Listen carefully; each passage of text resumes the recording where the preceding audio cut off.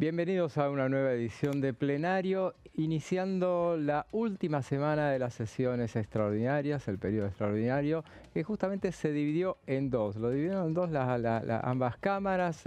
La primera parte fue dedicada primero a las negociaciones, todo para llegar a los recintos, obviamente. Después se abocó en dos sesiones la Cámara de Diputados y ahora, esta semana, la Cámara de Diputados ya cumplió su sentido, su servicio en materia de extraordinarias y ahora es el turno de la Cámara de Senadores. Veremos todo, hoy vamos a comentarles todo lo que va a suceder en la Cámara Alta para cumplir con las sanciones pendientes que quedan a partir de lo hecho en la Cámara de Diputados. Una actividad que estará marcada, obviamente, para muchos se preguntan en qué medida afectará a la labor en la Cámara Alta todo lo que ha estallado a partir del viernes pasado, cuando un tuit presidencial generó una serie de avalando a una token de criptomonedas. Generó toda una serie de controversias, presentaciones en la Cámara de Diputados y todo un ruido político que veremos de qué manera impacta en la Cámara Alta. Y toda la gran expectativa está puesta en ese sentido, en lo que vaya a decir el presidente de la Nación hoy en un reportaje que se realizará en un canal de cable a partir de las 20. Bueno, de todo eso vamos a hablar a lo largo de este programa con mis compañeros, a quienes ya paso a presentar. Sebastián, ¿cómo estás? ¿Cómo estás, José? ¿Todo bien? Bueno, efectivamente la agenda de la semana está definitivamente tenida de este CryptoGate, ¿no? A partir del tuit del presidente Javier Milei, que alentó un negocio que terminó siendo fallido y ahora es un escándalo y hay una estrategia del gobierno de reducción de daños. Vos recién hablas de un estallido. Bueno, ahora el Poder Ejecutivo está tratando de lidiar con las brasas ardientes, ¿no? De las secuelas de este escándalo, que va a decantar de una o de otra manera, pero claramente la oposición está haciendo su juego político. Hay un sector, el más duro, que va a activar o va a intentar activar un pedido de juicio político, que es la medida más fuerte que se puede hacer, es decir, un juicio no ordinario, es decir, no tramitado por los tribunales ordinarios, sino un juicio político por los actores de la vida política que tienen representación en el Congreso Nacional. Hay otros bloques que también piden medidas para deslindar las responsabilidades políticas acerca de este asunto, pero bueno, se trata de la creación de comisiones investigadoras, son otro tipo de curso de acción. Así que mientras todo eso sucede, bueno, la pelota en lo que tiene que ver con la agenda de sesiones extraordinarias está en el campo del Senado, que tiene que ratificar el proyecto de suspensión de las PASO para las elecciones 2025, porque Diputados ya cumplió y con creces, ¿no?, su papel al haber aprobado con media sanción 4 de los 5 proyectos de ley que ingresaron por mesa de entradas de la Cámara Baja, José. Así es, y hablando del Senado, sabemos que ella trae preparada todo un material al respecto. ¿Cómo estás, Daniela? ¿Cómo les va, Muy muchachos? Buenas tardes, buen lunes. Y sí, como bien decían ustedes, el foco esta semana también va a estar en el Senado, aparte de lo que va a ser el viaje del presidente a Estados Unidos. Bueno, hoy van a haber una serie de entrevistas tanto del presidente como del ministro de Economía. El ministro de Economía va a hablar a las 18. Bueno, van a haber muchas repercusiones con respecto de lo que es el caso Libra, los pedidos de juicio político, también los pedidos para hacer comisiones investigadoras, y todo eso va a pasar mientras que en el Senado se debate. Por un lado, va a haber una reunión de comisión informativa mañana para tratar los proyectos de juicio en ausencia y reiterancia, que reitero, ya tienen dictamen de comisión, pero Unión por la Patria había pedido que se reúnan para convocar a funcionarios. Dentro de ellos está invitado Sebastián Amerio, el secretario de Justicia, también va a estar Mariano Cuno Libarona, el ministro de Justicia. Bueno, va a haber un encuentro entre los funcionarios y los senadores mañana, que tiene que ver con estos proyectos de ley, pero que no se descarta que obviamente que el caso del Libra y los temas de coyuntura también se muestren sobre la mesa. Y aparte después, el miércoles va a haber una reunión de comisión para debatir el proyecto y dictaminar el proyecto de ficha limpia que fue aprobado la semana pasada acá en diputados y se espera que se consiga dictamen en el Senado. De todos modos, la sesión para ficha limpia va a quedar para ordinarias y el plato fuerte va a ser el jueves, donde se espera que se sesione por la suspensión de las PASO y va a estar también el pliego de Ariel Lijo, o al menos eso se espera, aparte de los proyectos de juicio en ausencia y reiterancia. Entonces va a haber toda una revolución dentro de lo que es reuniones previas con la vicepresidenta Victoria Villarroel para orquestar esta sesión que se espera para el 20 de febrero, pero que todavía no fue convocada. Así que vamos a estar hablando de qué probabilidades hay de que haya quórum, cómo puede impactar el tema del caso Libra en el Senado para todos estos proyectos y, bueno, atentos también a cómo van a desenvolverse estas reuniones de comisión en medio de este escándalo. Un montón de información que iremos desgranando a lo largo de este programa, pero primero es lo primero y es el clima, a ver cómo está el clima en la ciudad de Buenos Aires hoy, que está haciendo calor, ¿no? Y bueno, vemos, ahí tienen, bueno, triple sol a pleno para hoy lunes, martes y miércoles. Este lunes la máxima es de 29 grados, que ya la estamos tocando, me parece. La mínima estaba fresquito a la mañana, 13 grados. Para mañana martes, 21 grados. Va a haber sol, pero bueno, llega un frente frío que por lo menos no, bueno, frío no va a ser, pero va a templar un poco el clima, 18 grados de mínima. Y para el miércoles, bueno, vuelve a subir la temperatura, 26 grados de máxima, 21 de mínima. Ese es el panorama de lo que viene en estos primeros días de esta semana, en la que, como decíamos al principio, la Cámara de Diputados ya cumplió con su labor. Quedó un tema pendiente de los 7 que habían mandado el Poder Ejecutivo para tratar. Había quedado un tema pendiente que es nada menos que la compensación e índice de actualización de quebrantos. Ese era un tema que había sorprendido. Era el que menos uno lo esperaba porque no lo conocía. Me acuerdo que acá en el programa le preguntamos al diputado Agustín Domingo que nos contara a ver de qué se trataba específicamente. Tiene que ver con el impuesto a las ganancias y con aquellas empresas que cuando tienen quebrantos, no pagas ganancias y cuando ya después te recuperas, después que tenés que compensar lo que no pagaste. El índice que se te vaya a cobrar es lo que estaba en discusión. Y parece que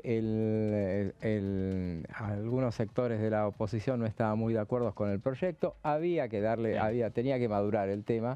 Sí, surgieron complicaciones más que nada del lado del PRO. Habían diferencias no saldadas en cuanto al índice de actualización de esta ley de quebrantos. No pudieron ponerse de acuerdo. Era necesario darle celeridad porque había que dictaminar, porque así lo dice el reglamento, 10 días antes de la fecha tope, de la fecha de finalización de sesiones extraordinarias, que está pautado para el próximo 21 de febrero. No hubo tiempo y por eso este tema quedará pendiente de tratamiento para cuando se inicie el nuevo año parlamentario a partir del 1 de marzo.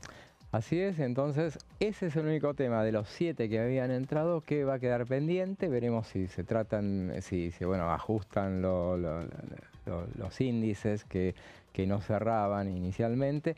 Y si les parece, hacemos un repaso de lo que se trató entonces de los temas que habían venido y cómo quedaron. Las PASO, suspensión de las PASO, aprobación en diputados y una versión abreviada, ¿no? Porque el proyecto original establecía, por ejemplo, el aumento significativamente, ¿no?, de los topes para los aportes privados y también eliminaba las contribuciones que hace el Estado para el financiamiento de las campañas electorales de los partidos políticos de acuerdo a un criterio de asignación por DONT. Todo eso finalmente no se tocó porque, tocó una fibra sensible de la oposición. El gobierno priorizó ser pragmático en este caso para poder avanzar con lo posible, que era la suspensión y no la eliminación, porque eso era lo que aspiraba de máxima el gobierno. De hecho, lo había intentado en su momento en la primera versión de la ley bases. Finalmente se suspendió la instancia de las primarias abiertas, simultáneas y obligatorias en este cronograma electoral del año 2025, con lo cual de no mediar cambios, van a volver a producirse las PASO en el año 2027. Así es, y se aprobó con 162 votos, Sí. nada menos, lo cual implicaba que en ese le faltó un voto para hacer 2/3 con los presentes que había en ese Sí. momento. Y lo para podría llegar haber a los conseguido 2/3. si, Sí. digamos... Durmieron. Claro, no, digo, bueno. si descargaban toda la operatoria, digamos, Claro. sobre los diputados que eran influenciables, claramente podrían haber orillado los 170 votos. Lo concreto es que necesitaban 129, que era la mayoría especial necesaria por el hecho de ser una ley electoral, y lograron nada menos que 162, lo cual superó cualquier pronóstico previo y fue un triunfo categórico para el oficialismo, que además se dio el lujo en este caso de romper absolutamente Unión por la Patria, que quedó desgajado en 1000 pedazos después de que no pudiera prevalecer la postura de Cristina Fernández de Kirchner de ponerle un freno a la suspensión de las primarias. Así es. Prácticamente que el voto se dividió en 3 sectores y bueno, quedó un poco expuesta la conducción de Germán Martínez, en este caso puntual, que hoy encuentra una excusa muy importante para lograr unificar nuevamente al bloque para arremeter contra el oficialismo y en particular el presidente Javier Milei con todo el tema del escándalo Libra. Así es. Entonces, siguiendo con este punteo que estamos haciendo, reincidencia y reiterancia, media sanción en la Cámara de Diputados, ahí se logró 138 votos a favor, ahora está en el Senado y ahí y esa tiene que ver con la reunión de mañana. Exactamente. Bueno, tanto reiterancia como juicio en ausencia, dos proyectos que modifican el Código Penal, que son abanderados por la ministra de Seguridad, Patricia Bullrich, que no tiene el aval de Unión por la Patria en su gran mayoría, como fue la suspensión de las PASO.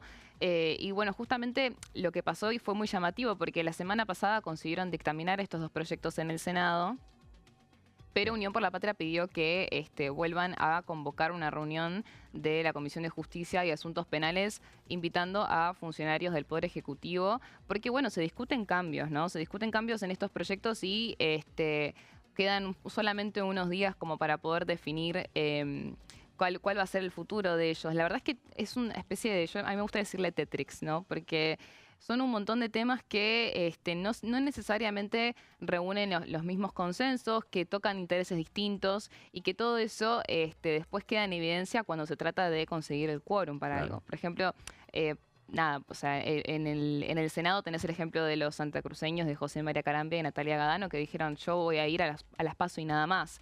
Y bueno, al oficialismo en el Senado tiene un bloque tan chiquito que obviamente que necesita construir ese consenso con otros sectores políticos para poder habilitar de por sí la sesión, no solamente para aprobar estos proyectos. Entonces va a estar interesante qué es lo que discuten mañana con los funcionarios. Reitero, muy probablemente también se mencione el tema del caso Libra, porque no se trata nada más ni nada menos que de funcionarios de justicia. Claro. Bueno, va a ser interesante cómo terminan orquestando esos dos proyectos, pero ya tuvieron dictamen, tanto reiterancia como juicio en ausencia, así que están listos para ir a sesión en el Senado también. Entonces ahí ya mencionamos 3 de los proyectos que eran de extraordinaria. Ficha limpia, obviamente, aprobado la semana pasada, 144 votos.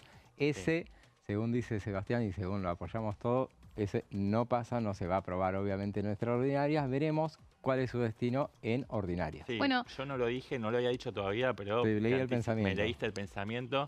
Sí, se logró bastante holgura en el resultado, no tanta como en la ley de fortalecimiento electoral, pero fueron 144 votos. Sí. Es una suma importante, falta la mitad del camino en el Senado. No creo que entre dentro del temario extraordinario, esto lo va a aclarar después seguramente Dani, que tiene info más caliente y más de fuentes más directas que yo, del Senado. Seguramente va a quedar para el comienzo del año parlamentario, pero es una ley que es muy cuestionada por el kirchnerismo, que acusa al gobierno de buscar directamente la proscripción de Cristina Fernández de Kirchner, que es la dirigente del peronismo mejor posicionada del peronismo, ¿no? Siempre hablamos de ese espacio político para competir en la provincia de Buenos Aires contra, posiblemente, o así dio a entender el presidente Javier Milei, el presidente de la Comisión de Presupuesto y Hacienda, José Luis Esperta. Así que, bueno, hay mucha discusión en el Senado. Unión por la Patria es la primera minoría y tiene un bloque importante de 34, de 33, pero van a ser 34 cuando asuma una camporista, Estefanía Cora, y necesita apenas 2 votos más para poder blindar la participación electoral de Cristina Fernández de Kirchner. Así es, y después entonces en el listado de proyectos para extraordinarias tenemos ley antimafia, que ese no pasó por diputados ahora porque ya había sido aprobado creo que en octubre y estaba pendiente en la Cámara Alta. Ahí ya incluso tiene dictamen, o sea que solo falta que abran las puertas del recinto. Y por último está ese proyecto de compensación e índice de actualización de quebrantos que decíamos que es el único que va a quedar en el camino, y en los pliegos de los jueces de la Corte que bueno, veremos si finalmente son tratados o es tratado, veremos si se trata solamente el del hijo, si se trata también el de García Mansilla o si no se trata ninguno, y veremos qué destino tiene la sesión del jueves que viene, pero eso es lo que viene. Ahora damos vuelta a la página a extraordinarias, ya vamos despidiéndonos un poco, nos quedan 5 días todavía de extraordinarias, pero primero vamos a los proyectos. ¿Y qué 5 días? Sí, pero no, que 5 días, ¿verdad? Y vamos entonces ahora a hablar de los proyectos que vienen, y nos va a hablar Sebastián sobre el tema grooming. Es un proyecto de una diputada radical, ¿es así? Sí, de la diputada Gabriela Brauer de Koning. Es un proyecto anti-grooming, un proyecto en contra del ciberacoso de menores, ¿no? Es una modificación del artículo 131 del Código Penal. El grooming, bueno, ¿qué es, no? Porque definamos primero el concepto, ¿no? Grooming tiene que ver con las prácticas y acciones orquestadas por adultos para ganarse la confianza poco a poco de los menores y poder consumar algún tipo de delito contra la integridad sexual de niños, niñas y adolescentes, ¿no? Ahí en la próxima placa vamos a ver un poco más, vamos a repasar conceptualmente, ¿no? Para poder hacer una profundización en esto. Bueno, es un acoso sexual a niños y adolescentes que se encuentran en la etapa de mayor vulnerabilidad y mayor exposición a tecnologías, ¿no? Es el eslabón más débil, si se quiere, porque es cuando el umbral de consentimiento lo tienen más bajo. Claro. Entonces, claro, hay adultos que tienen este tipo de acciones de engaño pederasta, se aprovechan de esa condición para poder consumar estas prácticas de abuso sexual que no necesariamente se agotan en el encuentro físico. Ya configura un delito de abuso sexual, por ejemplo, la difusión de material sexual explícito, ¿no? Cuando se piden, por ejemplo, imágenes o videos y después vienen, por ejemplo, acciones de coacción o de amenaza para que le manden más material sexual, claro, a cambio de no viralizar esos contenidos. Bueno, se configura toda una situación que termina vulnerando a los menores de edad en una cuestión más que delicada, hay distintas etapas en lo que tiene que ver con el grooming, ¿no? Esto lo define la organización internacional Save the Children en un informe que elaboró en el año 2023.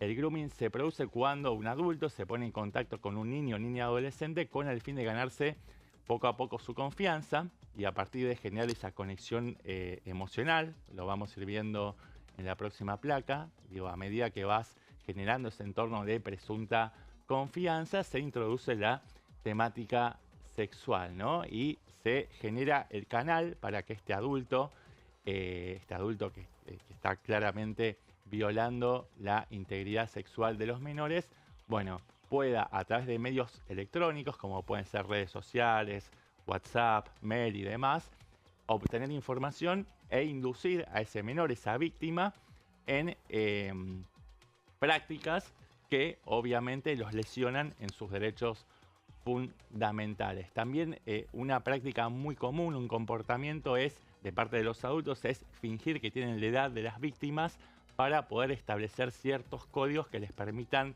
llegar con mayor facilidad y generar esa confianza que necesitan para perpetrar esos delitos, ¿no? Es decir, adaptarse a los códigos y a los lenguajes de las víctimas menores de edad. El proyecto entonces es de la diputada cordobesa de la Unión Cívica Radical, Gabriela Brauer de Koning, e implica bueno, ampliar los alcances, porque lo que establece actualmente el Código Penal a través de la última modificatoria de una ley del año 2013 es que solamente se sancionan aquellas prácticas de grooming que terminan con o que tienen una intencionalidad de encuentro físico. Pero hay un montón de otros delitos contra la integridad sexual que no tienen como último fin el encuentro físico, pero que ya de por sí configuran un delito, como por ejemplo las amenazas o las extorsiones, el chantaje mediante la producción de material fílmico y audiovisual de tipo sexual, ¿no? Claro. Entonces, lo que busca la diputada cordobesa es ampliar justamente el alcance de la normativa y también agravar las penas. Lo vamos a ver en las siguientes placas, pero primero repasemos esta que tenemos en pantalla y son las etapas que establece este informe que mencionábamos antes. Primero se establece ese vínculo de confianza. La segunda etapa en este proceso gradual es el aislamiento de la víctima, es decir, cerciorarse que no hay terceros testigos en esta relación claramente enfermiza que se establece, que puedan dar cuenta de esa situación abusiva, ¿no? Sí. Esto contribuye, por supuesto, a la desprotección de la víctima. El tercer paso dentro de este proceso es la valoración del riesgo con preguntas y acciones de control. Es decir, el abusador le hace preguntas a la víctima, por ejemplo, preguntándole si le contó a alguien de esta relación que se está desarrollando a través de la vía virtual y demás. Son preguntas de control para quedar a salvo de cualquier tipo de sanción.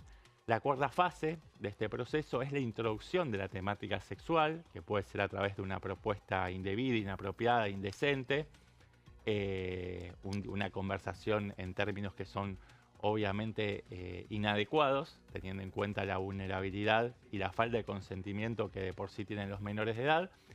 Y la quinta pata de este proceso es directamente la petición sexual a través de el pedido de material audiovisual de tipo sexual o, en el caso más extremo y más grave, por supuesto, el encuentro físico. Recordemos entonces que no solamente el encuentro físico configura este tipo de delito de grooming, también hay otras instancias previas, ¿no? Como por ejemplo esto de compartir videos de temática sexual que lesionan la integridad de los menores de edad. Pero bueno, las sanciones van desde eso solamente hasta la corrupción de menores, la prostitución infantil. El grooming despliega todo un abanico de situaciones que son realmente muy lamentables y por eso tanta preocupación.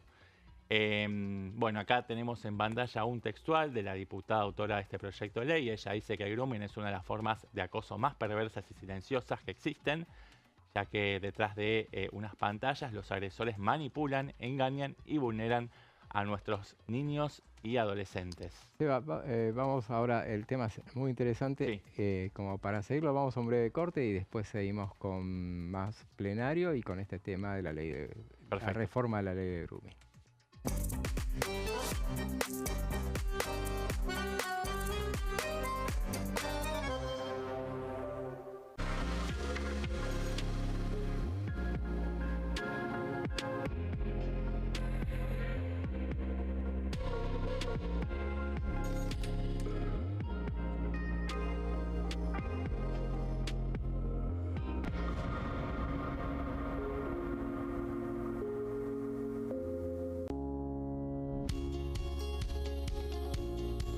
La Cámara de Diputados tiene 257 miembros. Los diputados debaten y sancionan leyes que rigen en todo el territorio nacional. Algunas de las más importantes son el presupuesto de gastos generales del Estado, el Código Civil, el Código Penal, la forma en que se rige el trabajo, las jubilaciones, entre tantas otras. Además, controla y hace un seguimiento de las políticas del Poder Ejecutivo a través de la visita de diferentes funcionarios o el pedido de informes, así como la posibilidad de realizar juicios políticos a los funcionarios. La duración de los mandatos de los diputados es de 4 años y pueden ser reelegidos indefinidamente. Desde el momento en que asumen y hasta el final de su mandato, no pueden ser acusados, interrogados judicialmente, ni molestados por las opiniones o discursos que imitan desempeñando su mandato. Son requisitos para ser diputado tener al menos 25 años, 4 años de ciudadanía argentina y haber nacido en la provincia por la que se postula o haber residido en ella los 2 años precedentes. Se agrupan en bloques que expresan partidos políticos o afinidad ideológica. Existen también los monobloques integrados por un solo diputado.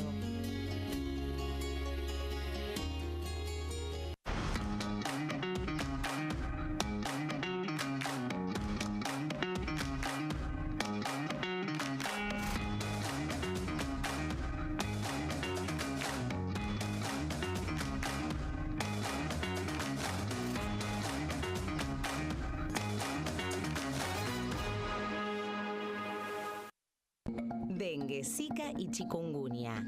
¿Cómo protegerte de la picadura de mosquitos? Para prevenir el dengue, Zika y chikungunya, evita que el mosquito te pique. Usar repelente siguiendo las indicaciones del envase. Cubrí brazos y piernas con ropa clara. En casa, pon espirales o tabletas. Usa tules o mosquiteros sobre camas o cunas. Coloca mosquiteros en puertas y ventanas.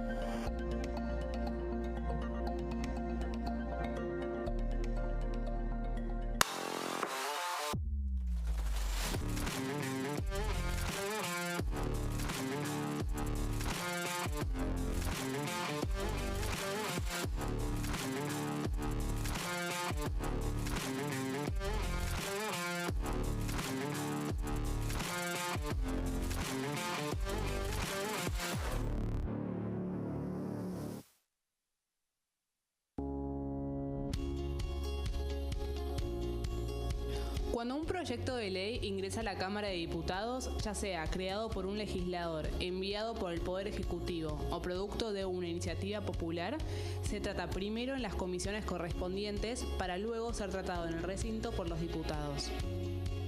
Las comisiones son el ámbito de análisis y debate sobre los proyectos de ley conformadas por legisladores de distintos bloques. Hay 23 comisiones especiales que tratan temas específicos como el atentado a la AMIA y 45 permanentes que tratan temas vigentes como educación y salud. Un diputado puede formar parte de varias comisiones. Cada comisión se compone de un presidente, un vicepresidente y de 3 a 5 secretarios. La duración de los miembros de las comisiones permanentes y especiales es de 2 años. Para que la comisión funcione debe tener quórum, es decir, un mínimo de 15 y un máximo de 31 a 49 diputados. Las autoridades son elegidas por los propios integrantes de las comisiones, que a su vez son elegidos bajo consenso por sus propios bloques. Para que un proyecto sea tratado en el recinto, debe contar con el apoyo de la mayoría de los integrantes de esa comisión. Al finalizar una reunión de comisión, se dictamina sobre la pertinencia de tratar el proyecto en el recinto. El dictamen propone una resolución o decisión sobre una o varias iniciativas o proposiciones.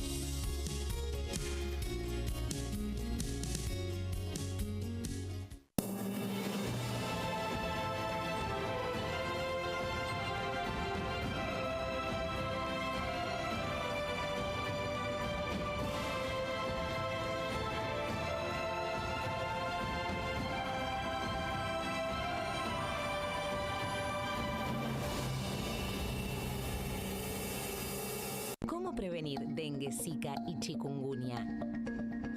Para prevenir estas enfermedades, evita que el mosquito te pique y no lo críes en tu casa. El mosquito que transmite dengue, Zika y chikungunya se cría en recipientes que juntan agua en los hogares. Da vuelta o tapa los objetos que puedan acumular agua o eliminalos si no los usás. Limpia y cepilla frecuentemente desagües y libera canaletas de hojas y o tierra. Evita tener plantas en floreros o frascos con agua. Limpia y rellena con arena los portamacetas. En este momento, millones de niños y niñas tienen desnutrición severa. Algunos están tan débiles que apenas pueden pararse. Pero con tu ayuda podemos salvar a los niños.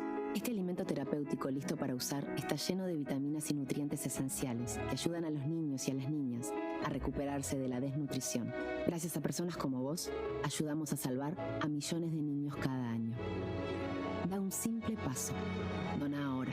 ayúdanos a seguir salvando vidas.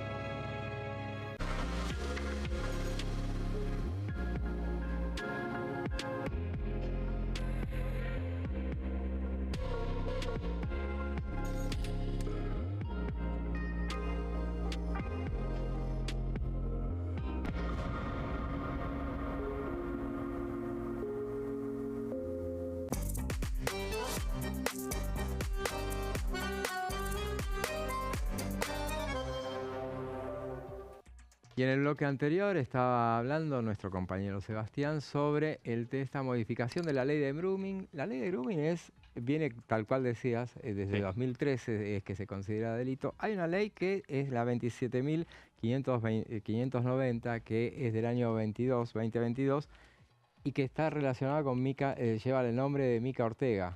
Sí, son leyes complementarias. En específico, la ley de grooming es la 26.904 del 2013, que incorpora esta figura, aunque solamente lo circunscribe a digamos, prácticas llevadas adelante por adultos que manifiestan una intención de encuentro físico, pero no otro tipo de delitos contra la integridad sexual. Y ya vimos en el bloque anterior que hay toda una gama de delitos de abuso sexual que no necesariamente desembocan en un encuentro de tipo sexual físico, ¿no? Digo que en cuanto a que se va modificando, que es lo que propone la diputada Brouwer de Koning, Sí. se va modificando porque el delito va evolucionando, va mutando. mutando, sí, ¿sí? aparecen nuevas tecnologías, cada vez los chicos y chicas acceden a dispositivos móviles desde edades más tempranas, es decir, que la exposición con este tipo de delincuentes que están ocultos detrás de pantallas sucede desde edades más tempranas, y eso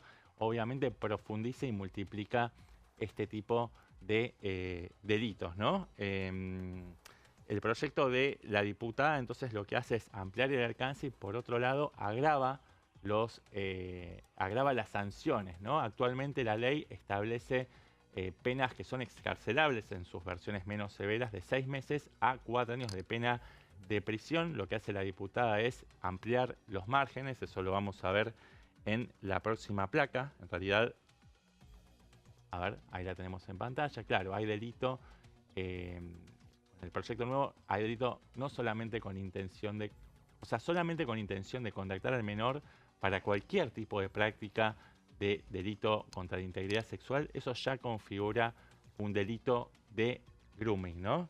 Entonces, además se incorporan las nuevas formas de acoso que tienen que ver con el chantaje y la extorsión, y como adelantábamos recién, se agravan las penas para que los delitos no sean excarcelables.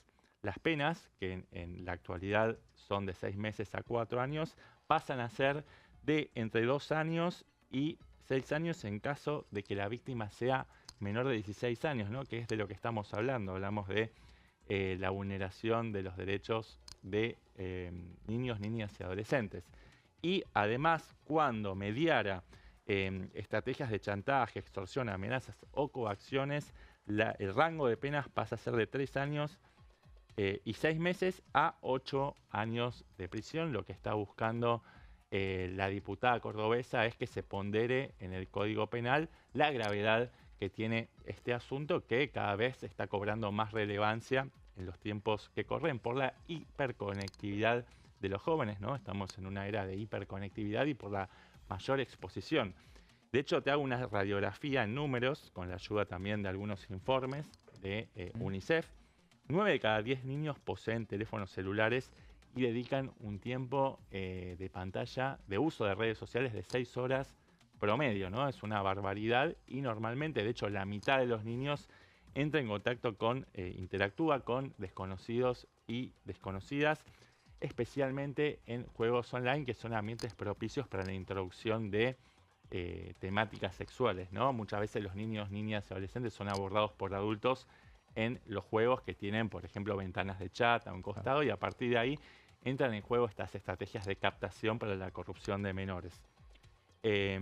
Además, se agrega en el proyecto, en los fundamentos, la diputada Brouwer de Koning hace mención a un informe que elaboró UNICEF en Argentina en el año 2016, es decir, que tiene ya casi una década, y, digamos, haciendo una inferencia claramente las consecuencias de esta problemática tan aberrante son peores en la actualidad. Pero en ese año, en el año 2016, la edad promedio de acceso, la puerta de acceso el primer acceso a Internet, estaba situada en 10,8 años de edad, ¿no? Seguramente ahora es menos de eso.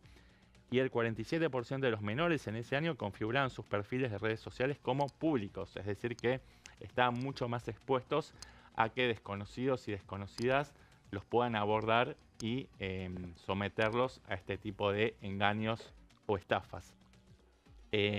8 de cada 10 adolescentes tuvieron una situación negativa en Internet, que no necesariamente tiene que ver con la exposición a delitos sexuales, pero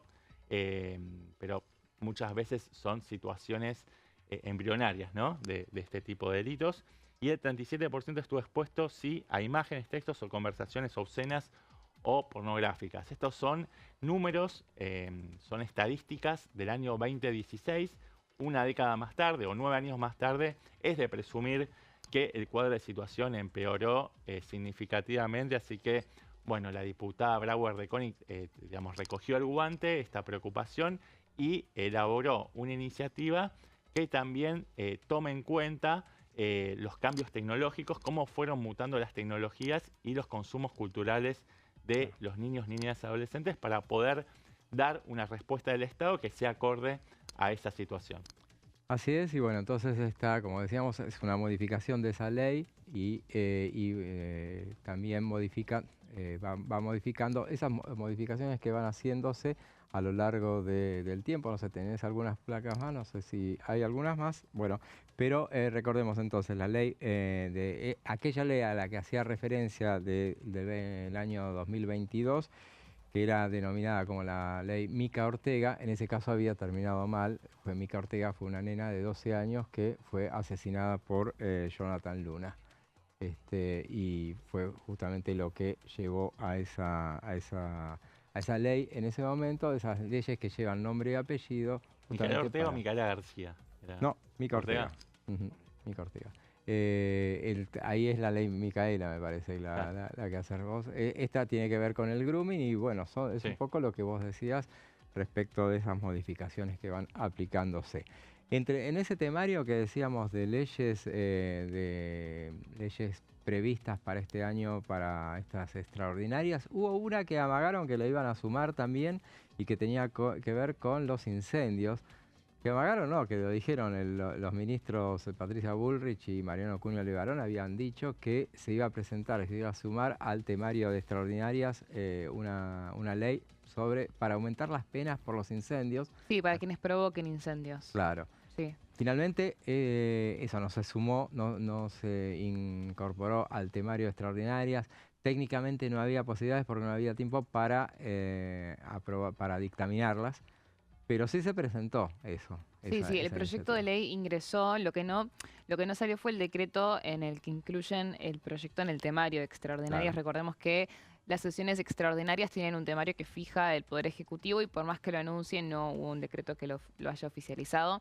Es cierto que quedaba una sola semana de extraordinarias, pero podría haberse debatido en comisiones. También recordemos que es un tema que se ha debatido, hay proyectos de distintos sectores políticos acá en la Cámara de Diputados, pero bueno, fue también un momento en el que estaba muy en agenda la cuestión de los incendios por la situación en el Bolsón, entonces era como un momento que se volvió a instalar la cuestión de qué es lo que va a pasar con los delincuentes que hagan ejerciten este tipo de situaciones y si realmente, lo que planteaba la ministra era elevar las penas. El otro día estábamos hablando de si eso realmente, qué impacto y qué incidencia puede tener realmente en alguien que delinque de esta manera, decir, si las penas aumentan, realmente erradica ese tipo de situaciones. En línea con eso, el presidente Javier Milei derogó una ley, una modificación a la ley de fuego a partir de una iniciativa que había sido impulsada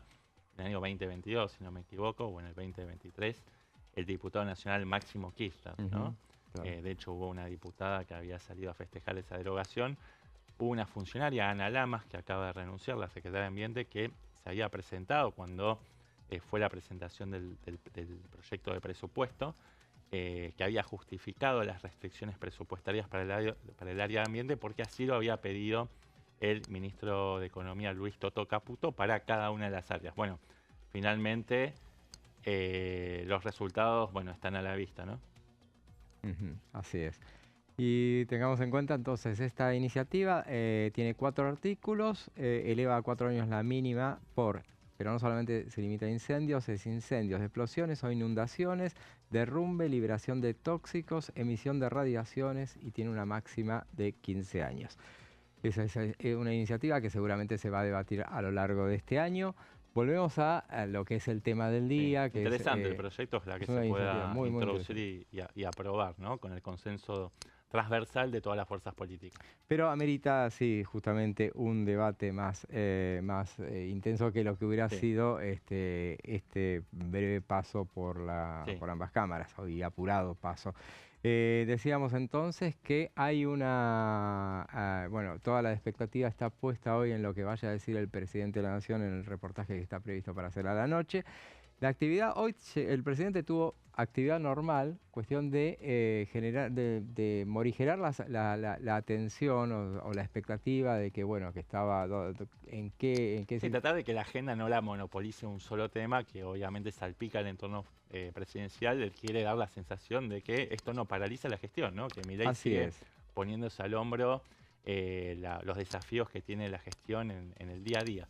Así es, y bueno, temprano llegó a la Casa de Gobierno y se reunió con el senador republicano Steve Daines, que estuvo acompañado, ahí lo vemos en las imágenes, con una comitiva. Y bueno, esto es una suerte de previa de la gira que va a hacer el presidente de la Nación a partir del jueves que viene, que viaja a Estados Unidos nuevamente, donde va a pasar a participar de una nueva cumbre de la Conferencia Política de Acción Conservadora. Y ahí, ¿con quién se va a ver? Con su amigo Donald Trump y con su más amigo todavía, Elon Musk. Se van a ver. Estuvo también, ahí vemos esa imagen de la agenda internacional que lo mantiene muy activa y lo vemos al presidente sonriente. Sí, y que no es casualidad que haya tenido esta reunión y justo este viaje se da en el marco de todo este escándalo, ¿no? Y hay denuncias que también se presentaron en Estados Unidos por la cuestión del caso cripto. En ese sentido no es casual para mí la foto y que también en esa línea, acá, como recién mencionaba Sebas, la oposición está aprovechando también un poco la situación para hacerse notar y hacerse mostrar también unificado, ¿no? Unión por la Patria va a tener una conferencia en donde va a presentar su pedido de juicio político. La coalición cívica y algunos diputados firmaron junto con Elisa Carrió una denuncia penal contra el presidente Javier Milei por el caso de criptomoneda. Y después también hay otros bloques que no van hacia el juicio político, pero sí creen que hay que investigar la situación. Por ejemplo, Democracia para Siempre presentó hace unas horas un proyecto de resolución para crear una comisión investigadora con 15 diputados. Es lo que más probabilidades tiene de prosperar. Seguramente. Déjame agregar que también hay 3 diputados de Encuentro Federal que se están plegando a la estrategia de Unión por la Patria con también un pedido de juicio político. Ellos son Esteban Paulón, Mónica Fein y Natalia de la Sota. Fue el primero Esteban Paulón, creo que saltó. Sí, picó en punta, fue el primero que reaccionó en las redes sociales. Primero ellos se instrumentaron un pedido de informes y están agregando ahora un pedido de juicio político. Así es, y bueno, y toda la expectativa, también decíamos, estaba puesta en esto, en de qué manera va a impactar esta discusión en las sesiones extraordinarias que se desarrollan en el Senado. De eso nos va a hablar Daniela, que nos va a apuntar todo el cronograma previsto para esta semana, un cronograma muy intenso. Recordemos entonces, esto ya se debatió en la Cámara de Diputados ya terminó con el tema, ahora vamos entonces a la Cámara de Senadores. Sí. Y Daniela, dinos tú. Bueno, creo que la pregunta principal de la semana es, ¿va a haber sesión el jueves? Porque bueno, lo que se viene diciendo, la idea justamente es que sí, que haya sesión el 20 de febrero para tratar la suspensión de las PASO, juicio en ausencia, reiterancia y también el pliego de Ariel Lijo como candidato para integrar la Corte Suprema de Justicia. No son todas cuestiones que se resolvieron en dictamen la semana pasada en el Senado. pero todavía es una incógnita si va a haber sesión, porque hay, como les decía más temprano, hay muchos intereses en juego con respecto de todo el tema en agenda.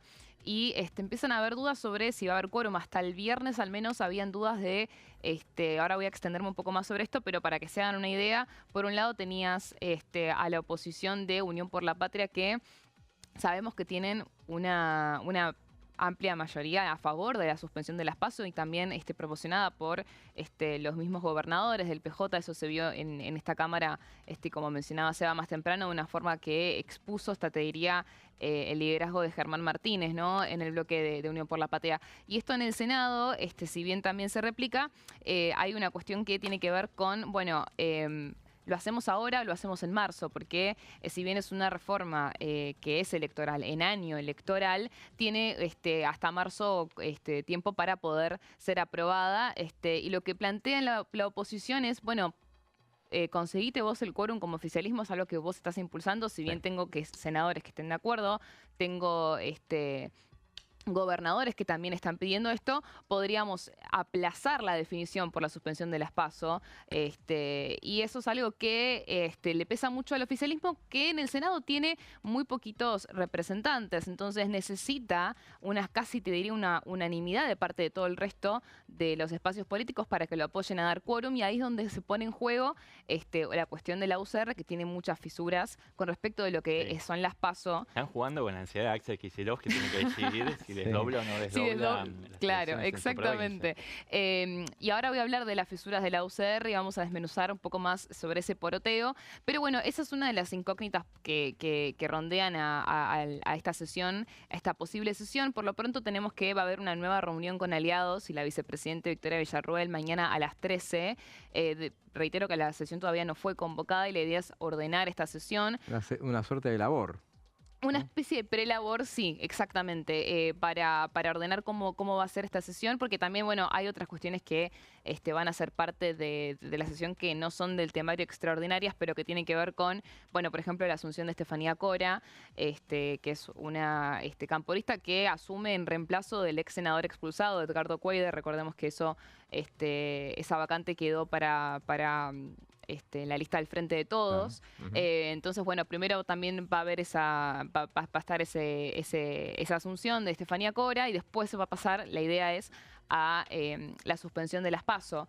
Entonces, bueno, a partir de ahí es que se va a poner en evidencia a ver si consiguen o no consiguen el quórum, pero como les decía, también hay otras cuestiones en juego que son importantes y tiene que ver con el pliego de Ariel Lijo para la Corte Suprema, otro interés también del kirchnerismo, por lo tanto, y que tiene más urgencia por una cuestión de que si no son aprobados en el Senado, el gobierno tiene listos, encajonados los decretos firmados para la semana que viene nombrarlos, designarlos por decreto y que estén un año en comisión. Que bueno, eso es algo que ahora vamos a desarrollar un poco más.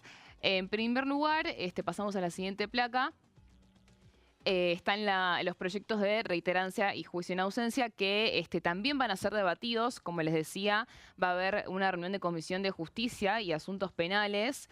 Son proyectos que ya tienen dictamen de comisión, pero Unión por la Patria pidió que se efectúe otra reunión informativa a pedido, como les dije, de Unión por la Patria, con funcionarios. Funcionarios, secretario de Justicia, Sebastián Amerio, y el ministro de Justicia, Cunio Libarona. Yo creo que son las dos figuras principales que fueron invitados. También fueron convocados el subsecretario de Política Criminal del Ministerio de Justicia, Alberto Nancer. También Diego Morales, que es el director del equipo de litigio del Centro de Estudios Legales y Sociales. Y Macarena Fernández Hoffman, que es la coordinadora del equipo de Política Criminal y Violencia en el cierre de CELS.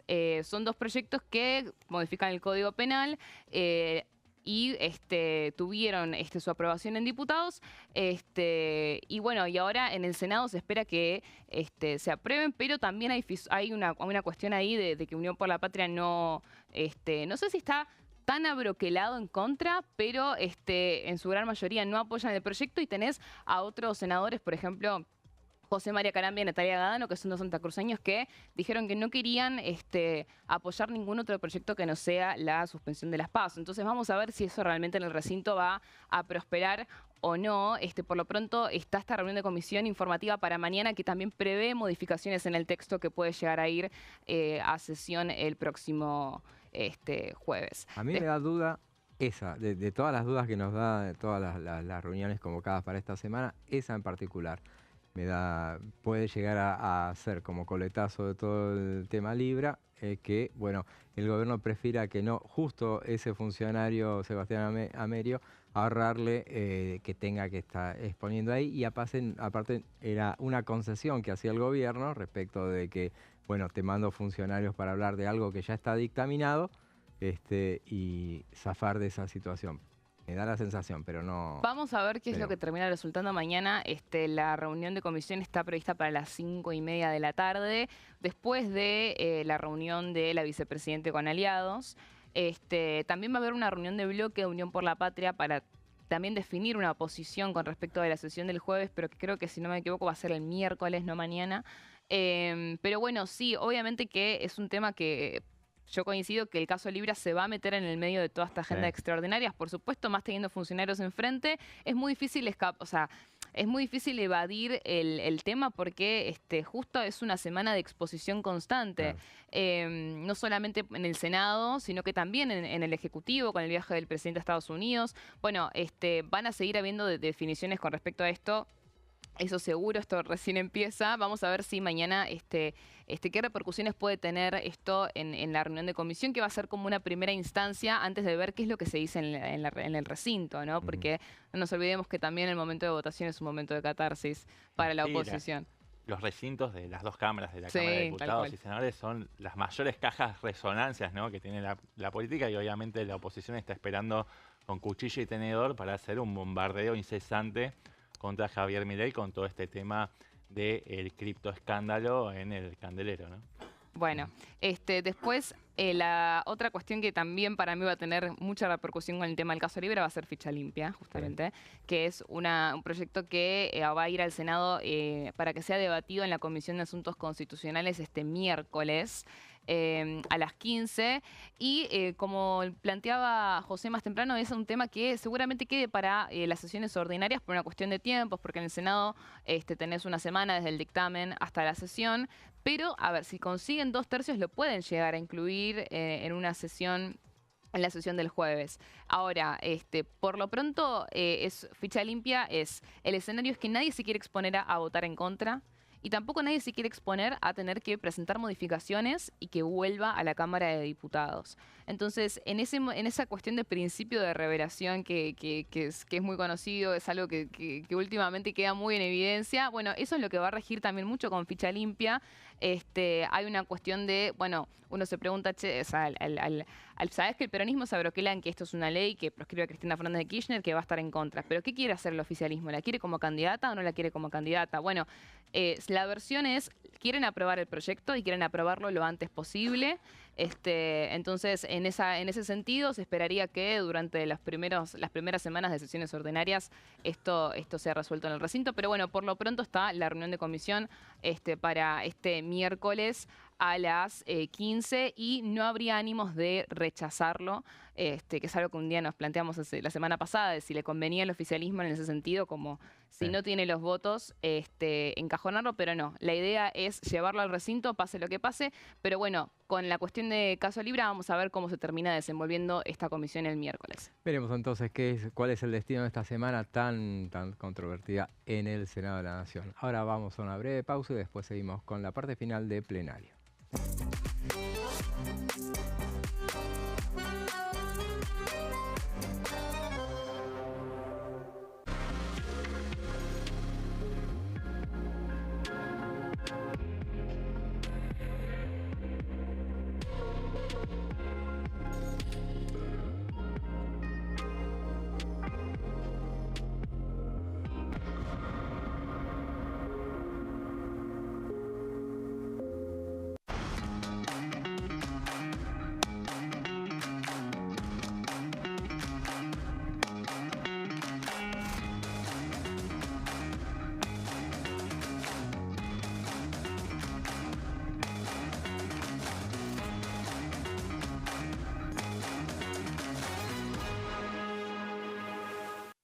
¿Cómo prevenir dengue, zika y chikungunya? Para prevenir estas enfermedades, evita que el mosquito te pique y no lo críes en tu casa. El mosquito que transmite dengue, zika y chikungunya se cría en recipientes que juntan agua en los hogares. Da vuelta o tapa los objetos que puedan acumular agua o eliminalos si no los usás. Limpia y cepilla frecuentemente desagües y libera canaletas de hojas y o tierra. Evita tener plantas en floreros o frascos con agua. Limpia y rellena con arena los portamacetas.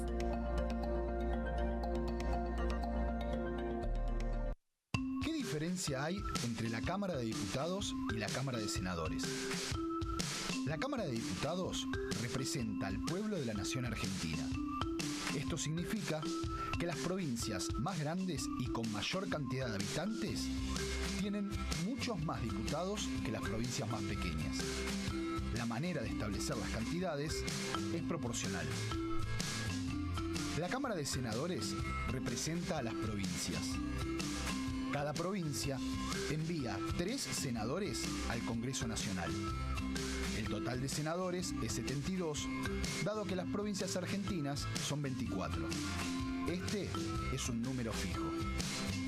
Por ejemplo, la provincia de Buenos Aires cuenta con 70 diputados nacionales y la provincia de Tierra del Fuego con 5.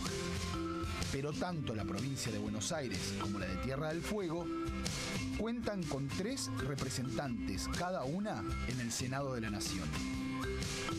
Cada 2 años, el Congreso Nacional renueva la mitad de sus diputados y 1/3 de sus senadores nacionales. El mandato de los senadores es de 6 años, mientras que el de los diputados es más breve, dura solamente 4 años.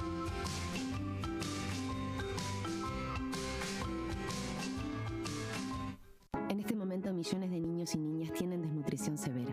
Algunos están tan débiles que apenas pueden pararse. Pero con tu ayuda podemos salvar a los niños. Este alimento terapéutico listo para usar está lleno de vitaminas y nutrientes esenciales que ayudan a los niños y a las niñas a recuperarse de la desnutrición. Gracias a personas como vos, ayudamos a salvar a millones de niños cada año. Da un simple paso. Dona ahora y ayúdanos a seguir salvando vidas.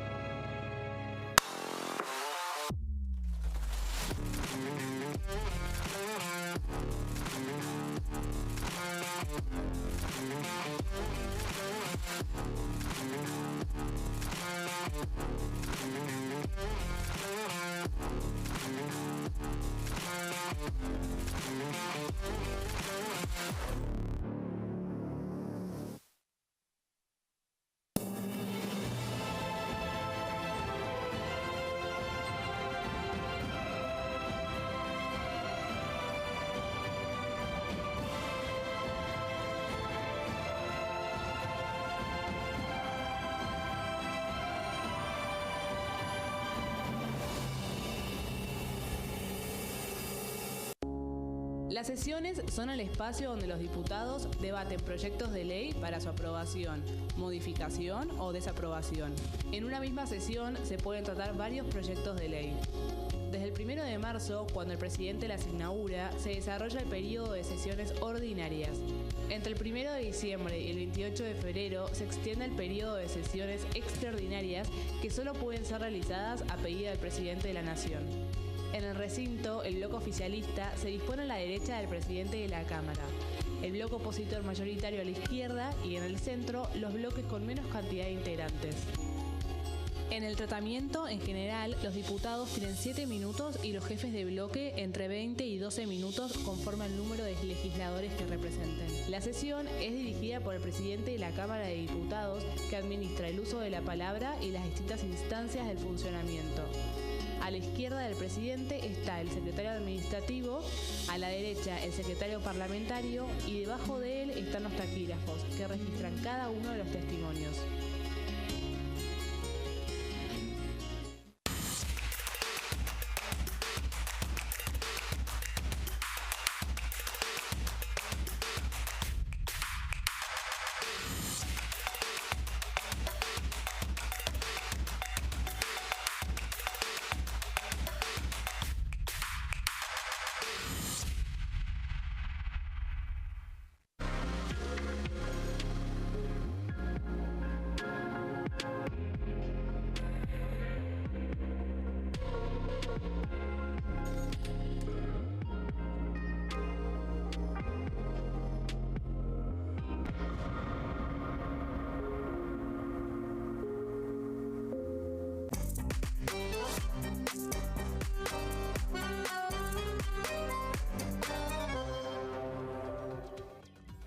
Y seguimos con más plenario y venimos palpitando, así como se van apagando las sesiones extraordinarias, ya se va viniendo las sesiones ordinarias, el periodo de sesiones ordinarias, en las cuales hay una serie de proyectos que se han seguido presentando a lo largo de este verano. De uno de esos nos va a hablar Sebastián, que tiene que ver con el tema de las retenciones. Sí, son políticas de incentivo a la producción del complejo agroexportador. El gobierno en sí mismo ya dio el primer paso con el anuncio de Luis Toto Caputo, 2 semanas atrás más o menos, con la quita de retención, una rebaja del orden del 20%. Este proyecto de la coalición cívica lo que hace es, digamos, hacer que sea permanente esta rebaja del 20% en las alícuotas de los derechos de exportación, que son las retenciones, y además establecer un sendero progresivo de rebaja en un lapso de 5 años hasta la completa eliminación. Lo que dice la coalición cívica es que esta pérdida de recaudación se va a compensar en el mediano plazo con una mayor recaudación vía otros impuestos, principalmente lo que tiene que ver con ingresos brutos, ¿no? Pero ¿qué son las retenciones? Bueno, son los derechos de exportación. Digamos, el proyecto apunta a la derogación del artículo 765 del Código Aduanero, que es la que establece estas retenciones y faculta, es decir, le da facultades delegadas al Poder Ejecutivo para poder disponer de estos derechos de exportación, donde además se establece un tope del 35%. De hecho, bueno, por ejemplo, ¿no? Las retenciones a la soja estaban hasta hace muy poquito tiempo atrás, estaban en el 33%. ¿Qué es lo que hizo Caputo? Fue reducirlas al 26%. El proyecto de la coalición cívica busca que el anuncio de Caputo se tome como piso y en un periodo de 5 años vayan reduciéndose de forma paulatina y gradual hasta que directamente no haya más retenciones en la República Argentina y de esa manera dinamizar más a una industria que sufre los efectos de lo que ellos consideran un atraso cambiario, ¿no? Tenemos un tipo de cambio que está estacionado en torno a los 1.000 pesos desde hace varios años atrás, con una mínima actualización que es el llamado crawling peg, ¿no? Además, hay que sumar dentro de este combo los efectos devastadores en muchas provincias de las sequías, incluso en algunas regiones, como ya estamos viendo, esta crisis ambiental que provocó incendios en vastas zonas, por ejemplo, de la provincia de Corrientes, también en la Patagonia. Todo eso genera, bueno, efectos distorsivos sobre la rentabilidad del campo, y la eliminación de las retenciones es una solución estructural, ¿no? Es un tema que vienen pidiendo las entidades del campo con mayor énfasis o con menor énfasis, de acuerdo a cuál sea el gobierno de turno, desde hace décadas, ¿no? Pero con particular necesidad en estos tiempos en que el tipo de cambio está, si se quiere, pisado.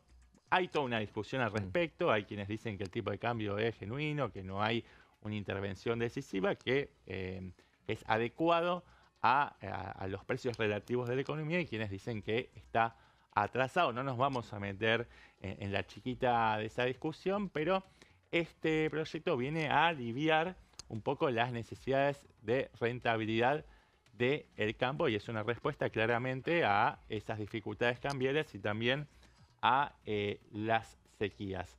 Entonces tenemos en pantalla en este momento cuáles son los máximos que fija el proyecto de la coalición cívica para la soja, un máximo del 26%, para trigo, maíz y sorgo el 9,5%, y finalmente el girasol un 5,5%, que reproduce más o menos el esquema de retenciones, de rebaja de retenciones que anunció públicamente 2 semanas atrás el ministro de Economía. En la siguiente placa vamos a ver un poco cómo se va desmenuzando, cómo se va desglosando este proceso en etapas, ¿no?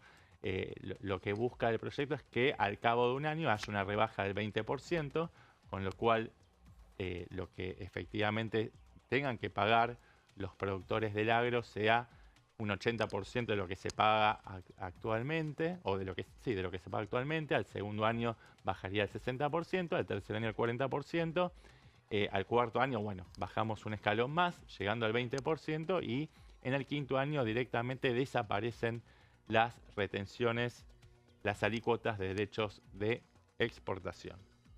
Seguimos con la siguiente placa para revisar un poquito cuáles son los fundamentos. Bueno, lo decíamos sintéticamente hace minutos nomás, decíamos que es un proyecto en respuesta a lo que consideran como retraso cambiario, la sequía, porque ellos están convencidos, desde el bloque que lidera Juan Manuel López y que responde políticamente a Elisa Carrió, que la rebaja anunciada por el gobierno del 20% es insuficiente para recomponer la renta del campo, que viene sufriendo las dificultades y los desafíos que estuvimos describiendo hace algunos segundos atrás. Además, ellos dicen que las retenciones fueron utilizadas como instrumento por los gobiernos de turno, especialmente los gobiernos kirchneristas, de forma discrecional y confiscatoria de esa renta del campo, y ponen como argumento, como fundamento, que esa eliminación de retenciones va a ser compensada, compensada a través de la recaudación de otros impuestos, porque el campo inevitablemente va a crecer, va a expandir su influencia, va a mejorar su productividad y su competitividad, y de esa manera va a poder expandir su capacidad recaudatoria. Entonces lo que se pierde de un lado se gana del otro, y eso generaría un equilibrio que sería win-win para todos los sectores de la economía. Así que bueno, eso es más o menos el espíritu de este proyecto de la coalición cívica.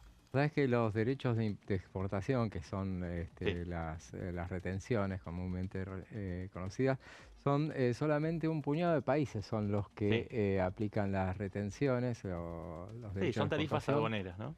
Claro, los de la Organización Mundial de Comercio son Argentina, Camerún, Ecuador, Gambia, Hong Kong, Mali, Pakistán, República Dominicana y Turquía son los países que aplican ese derecho. Lo que pasa es que funcionan en la Argentina como si fueran aranceles aduaneros. De hecho, el código aduanero los considera de tal forma. Estados Unidos, de hecho, ahora está imponiendo aranceles aduaneros para la gran mayoría de los países, entre otros la República Argentina. Nosotros le llamamos retenciones, pero hay aranceles proteccionistas también que aplican otros países para resguardar sus propios intereses y para resguardar su comercio exterior. No, aranceles son para lo que viene de afuera. Claro. Acá es para lo que se va. Para lo que se va.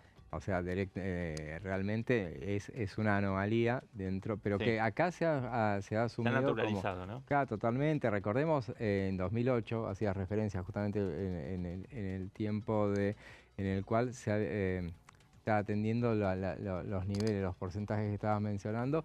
Y en el 2008, cuando fue la guerra con el campo, se dio porque se quería subir del 35% al 45%. Se había llegado al 40%. El proyecto de retenciones móviles, en ese momento el valor de los commodities se había disparado hasta la estratosfera, y se consideró desde algún sector de la política kirchnerista en ese momento de que había que compartir esa bonanza, esa prosperidad del campo con todos los ciudadanos argentinos.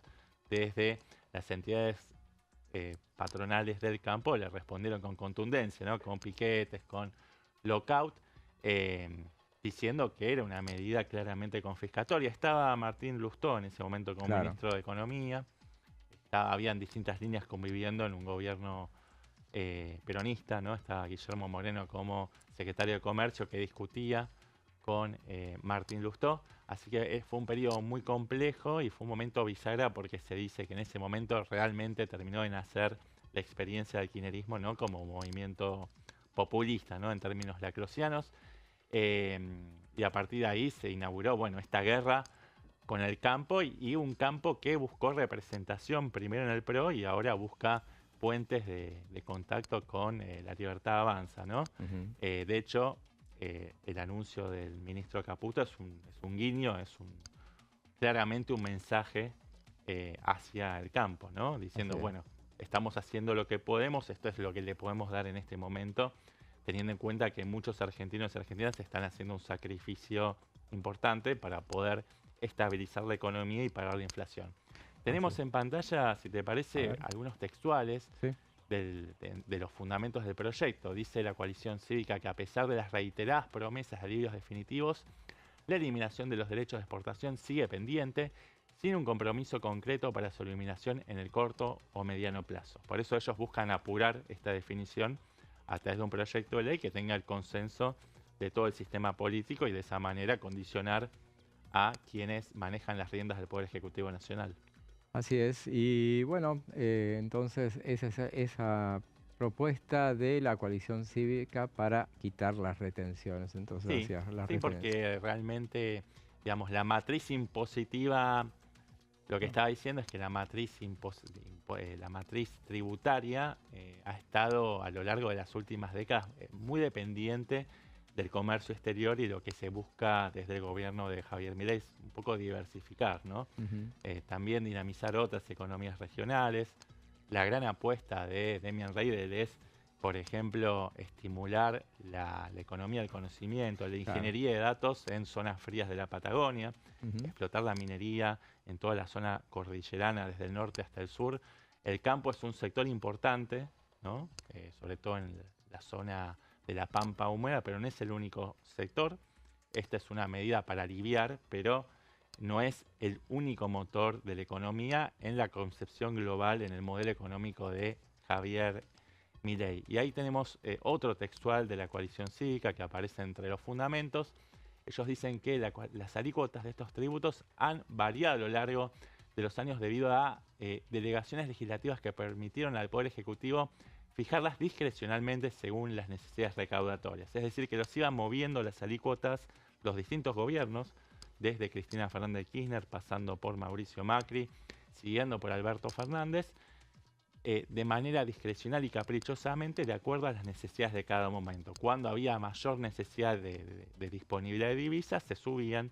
Cuando había algún tipo de alivio en lo que es la balanza exterior, se bajaban, pero no había una política consistente y coherente y sostenida a lo largo del tiempo. Claro. La eliminación permanente de este tributo, dicen los autores de este proyecto, permitirá incentivar la producción, fortalecerá la competitividad del sector y permitirá un desarrollo sostenido del agro, beneficiando la recaudación de otros impuestos, y acá yo pongo entre paréntesis impuestos brutos más que nada, ingresos brutos quiero decir, y la actividad económica en general obviamente también va a redundar en un crecimiento sostenido. Perfecto, y bueno, tengamos en cuenta entonces que esta administración hizo una baja de las retenciones que se extenderá desde el 27 de enero, dispuso una baja de retenciones hasta finales de junio, que baja la soja del 33 al 26%, los derivados del 31 al 24,5%, trigo, maíz y cebada del 12% al 9,5% y girasol del 7 al 5,5%. Yo estaba mirando estos números porque escuchaba los que vos decías y son mucho más bajos los de la coalición cívica, o sea, terminarían, terminan directamente en cero al cabo de 5 años. Claro. Sí, es un proyecto que establece una ventana de tiempo de 5 años. Pero claro, te complica bastante la ecuación económica, porque lo que dejas de recaudar por un lado tenés que compensarlo por otro lado. Lo que dice la coalición cívica es que al crecer la actividad económica del campo se va a poder recaudar casi tanto como lo que se está perdiendo vía retenciones. Así es. También, bueno, en tiempos de Cambiemos, por ejemplo, habían eliminado las retenciones. Después, cuando en 2018 hubo que devaluar, entonces se elevaron nuevamente. En ese momento la soja había pasado del 35 al 30%. Y bueno, otro trigo, maíz, girasol habían sido eliminadas. Y después, en 2018, se puso al trigo, maíz y girasol un 12% y soja del 18 a más el 12%, o sea, un 30%. Déjame hacerte un punto acá. La medida que tomó el ministro Caputo es temporaria, es hasta el 30 de junio. Lo que busca la coalición cívica es que esto se vuelva permanente por lo que resta del año y después enfilar hacia un sendero de rebaja gradual hasta ese quinto año donde ya no existirían más las retenciones o lo que es lo mismo los derechos de exportación. Hablábamos de que la actividad en la Cámara de Diputados había ya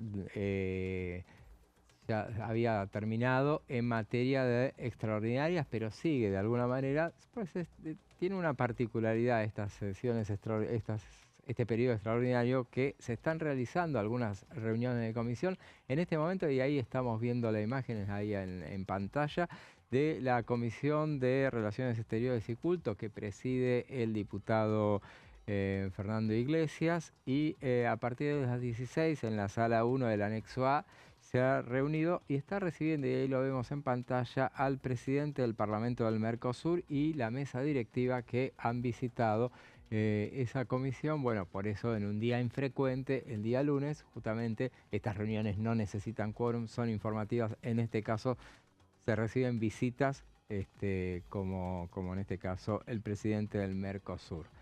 Y ahora, entonces, bueno, ahí recordemos, aparte, ya que estamos en materia de relaciones exteriores, mañana martes, a partir de las 15, el Grupo Parlamentario de Amistad con Israel va a recibir nada menos que al embajador Eyal Sela y a familiares del secuestrado por Hamas en Gaza. Eso es mañana a las 15, después les vamos a contar más detalle de eso. Pero en materia, volvemos a las extraordinarias, sí, nos habían quedado algunas cositas pendientes, Daniela, y ahí lo vas a completar. Bueno, habíamos quedado con que este jueves entonces se pretende que haya una sesión para suspender las PASO, tratar juicio en ausencia, reiterancia y también el pliego del juez Ariel Lijo para la Corte Suprema de Justicia. Y lo que decíamos es que habían muchas fisuras e intereses que se ponían interpuestos, ¿no?, en pos de conseguir el quórum para habilitar la sesión. Y para entender un poco ese Tetrix, por un lado, lo importante es entender que, bueno, la oposición del peronismo, como les había mencionado, no firmó el dictamen para suspender las PASO, a pesar de que contaba con 2 senadores que sí apoyan esta medida, en línea con decirle al oficialismo, bueno, vos encargate de conseguir el dictamen, vos encargate de conseguir el quórum. El tema es que, habiendo fisuras con respecto de la suspensión de las PASO dentro de los bloques aliados, entonces es difícil para el gobierno habilitar una sesión sin el peronismo. Por lo pronto, la UCR, que es un bloque que ahora tiene 12 integrantes en vez de 13 por la licencia de Víctor Zimmerman, que se fue a ocupar un puesto en el gabinete del gobernador Leandro Cedero. Bueno, su reemplazo, Alicia Tereda, es una mujer derilita, es crítica de Milei. Entonces, un poco lo que se venía diciendo es, bueno, primero y principal, ¿será que es posible que el oficialismo le pida a Zimmerman que vuelva al Senado? Bueno, él había dicho que si lo necesitaban lo iba a hacer. Bueno, es una incógnita que le puede dar un voto más, que es clave en este caso al gobierno para poder conseguir el quórum. Y después, por otro lado, dentro de la UCR vos tenés a mínimo 4 de esos 12, 13 si son con Zimmerman, que no quieren suspender las PASO. Pablo Blanco, Martín Lustó, Maximiliano Abad, Carolina Lozada son los que ya se pronunciaron al respecto. Pero bueno, por ejemplo, Abad y Blanco sí firmaron el dictamen en disidencia como para no obstaculizar la llegada al recinto. En ese sentido se podría decir, bueno, quizás sí van a dar quórum también, a pesar de que después lo rechacen. El tema es que los números son muy finos, porque el oficialismo, al tener tan pocos representantes en el Senado, necesitan casi la unanimidad de todo el resto de la Cámara sin el peronismo para poder llegar al número de los 37. Entonces, la incógnita es, Unión por la Patria, ¿va a dar quórum? Ahí es donde entra el factor Lijo.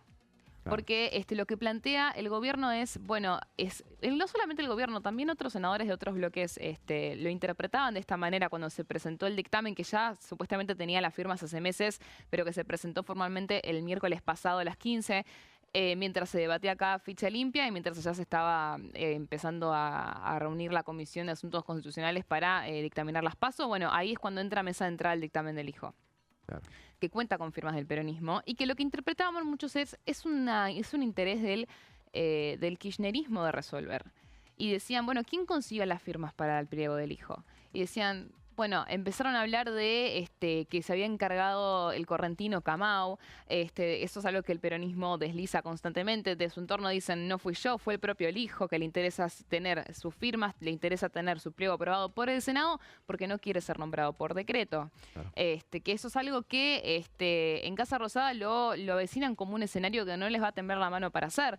En ese sentido, es importante entender el contexto de que para que el gobierno pueda designar a un juez por decreto, tiene que ser en un periodo de receso del Senado. Ese periodo va a ser solamente la semana desde el 21 al 28 de febrero, porque después empiezan las sesiones ordinarias. Entonces, depende de que si el Senado sesione este jueves o no, si el hijo también va a ser designado por decreto o no. Entonces, en ese sentido, el interés del kirchnerismo para poder aprobar el pliego del hijo también es un factor que mete presión para todo lo que es el resto del temario y de si realmente habilitan el quórum o no. Por otro lado, tenés a los dialoguistas que no dudan de si dar quórum justamente porque no quieren tratar al hijo. Entonces, hay una puja, una pulseada que si encima le agregás la coyuntura de hoy en día, por supuesto que deja una situación con un signo de pregunta muy grande. En ese sentido es que mañana, en este contexto, es que mañana la vicepresidenta se reúne con los bloques aliados para poder justamente ordenar toda esta sesión que pretenden para el jueves 20, que tengo entendido que se planea para las 11 que empiece. Y el jueves, entonces, sacando cuentas, habrá que ver a qué hora viaja el presidente a Estados Unidos, pero en ese caso le tienen que avisar a Victoria Villarruel cuándo se va para que... Por Twitter al menos le van a avisar, eso seguro, viste que la última vez le van a subieron a Twitter. Hacemos rápidamente un poroteo, a ver, me quedé con el tema de las pasos. Si vos tenés, había 4 bajas, o sea, supongamos que tendría que tener los 37, tiene los 37. Tendría que tener los 37. O sea, esa masa no Unión por la Patria son 37. O sea, radicales, PRO, etcétera. Bueno, pero todo lo que 37. Es dentro de los bloques aliados, la fisura más grande la tenés en la UCR. Sí. Bueno, también está Guadalupe Tagliaferri y el PRO. A ver cómo los compensamos. A ver, los radicales son Lausada, decías. Lausada, Pablo Blanco. Lustó, Abad, tenés también a Tagliaferri del PRO. Ponele que fueran 5, los compensarían con Andrade de Unión por la Patria, Andrade de Catamarca, tendría 3 santiagueños, los 3 santiagueños que responden, ahí tenemos 4. Necesitan uno más que creo que los van a conseguir. Yo creo que son muchísimos más. Pueden ser muchísimos más. Estoy buscando a ver si tengo acá. Vos decías que es un signo de incógnita, pero la coalición cívica había apoyado en la Cámara de Diputados. Claro, sí, claro. Ser. Lo que pasa es que, bueno, está este tema de no tiene una experiencia ya la coalición cívica. Está el toma y daca con el tema del hijo, ¿no? También está. Y está bueno, también está Claudia de Ledesma Abdala. Esos 3 lo contábamos. Carlos Neder, Gerardo Montenegro, bueno, Andrada que mencionaba, Sergio Uñac. Y algún tucumano, me parece. Bueno, es que en realidad eso es lo que un poco se hablaba en línea con si van a dar o no dar quórum. Los que además le interesan es a Tucumán, a Santiago del Estero y Catamarca, que es algo que lo vimos también en la Cámara de Diputados. Entonces, la idea de si va a suceder este jueves o no el tema de la suspensión de las PASO va a tener un condicional que es, tarde o temprano, la suspensión de las PASO va a ser aprobada en el Senado. Si va a ser el jueves o va a ser en marzo, esa es otra cuestión. El tema es que ahí está la urgencia del hijo que te dice tiene que ser este jueves. Claro. Veremos entonces, mucha expectativa con lo que pase en los próximos días. Ahora, llegamos al final de esta edición de Plenario. Gracias, Sebastián. Gracias. Nos vemos el miércoles.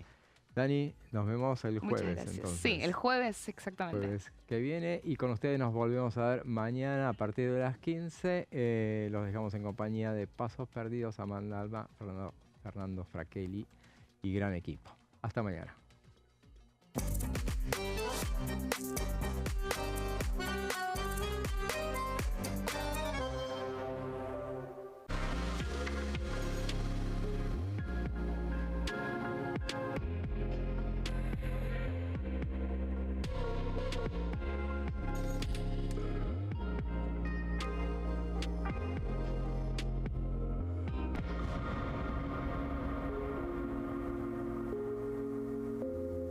En este momento millones de niños y niñas tienen desnutrición severa. Algunos están